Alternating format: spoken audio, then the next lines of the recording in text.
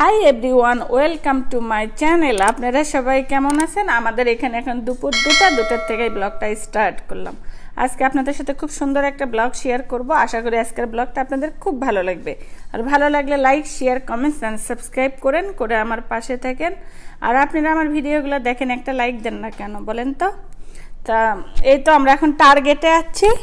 Target থেকে আমার খুব শখের একটা জিনিস কিনবো। এই যে ফ্রিজ কিনলাম, মিনি ফ্রিজ, মানে একদম ছোট্ট কিউট একটা ফ্রিজ কিনলাম। এটা আমার ওপর তালার জন্য।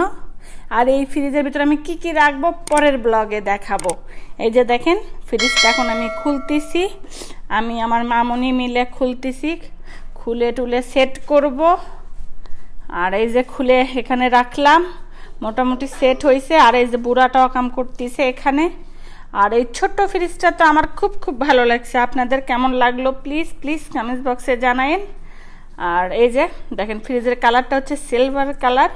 কালারটাও তো আমার খুব পছন্দ হয়েছে। আর আমার খুশি তো দেখতেছেন, মানে এত খুশি হয়ে গেছি, নিজে বসা থেকে একটু মনে হলো যে দেখাই, তা দেখাচ্ছি। আর আমার গালে একটা পিম্পল উঠে গেছে, মাঝে মধ্যে আমার ওঠে পিম্পল, কিস খায়। এই যে দেখেন আমি কতটা খুশি, তাই না? আমার মামনির সাথে আমি দুষ্টুমি করতেছি আর কি। এই তো আমার মামনি করছে আমি একটু দেখাই, মানে তাই এত খুশি হয়ে গেছে। এই যে দেখাচ্ছে। তা আপনাদের কেমন লাগলো প্লিজ কমেন্ট বক্সে জানাইন। আর কয়েক ঘন্টা তো এখন রাখতে হবে ঠান্ডা হওয়ার জন্য, তারপরে আমার পছন্দের কিছু খাবার টাবার ওর মধ্যে ঢোকাবো। তা কি ঢোকাবো ওটা পরের ব্লগে দেখাবো। আর আপনারা যদি দেখতে চান প্লিজ কমেন্ট বক্সে জানাইন।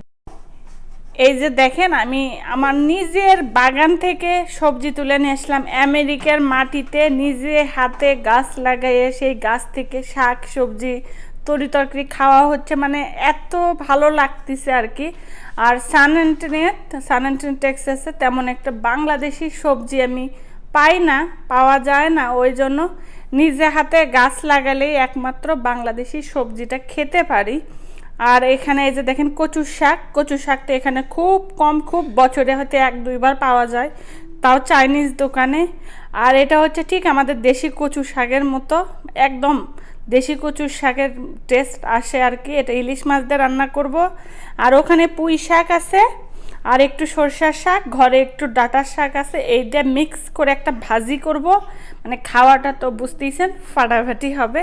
তবে আজকে রান্না করব না, আজকে কেটে বেছে রেখে দেব, কালকে রান্না করব।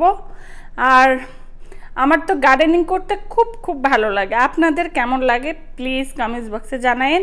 আর আমার ভিডিওগুলো যদি আপনাদের ভালো লাগে আমার চ্যানেলটাই সাবস্ক্রাইব করেন, বেল আইকনটা অন করে রাখেন, তাহলে সবার আগে নতুন ভিডিওগুলো পেয়ে যাবেন। ভালো থাকেন, দেখা হবে নেক্সট ব্লগে। বাই।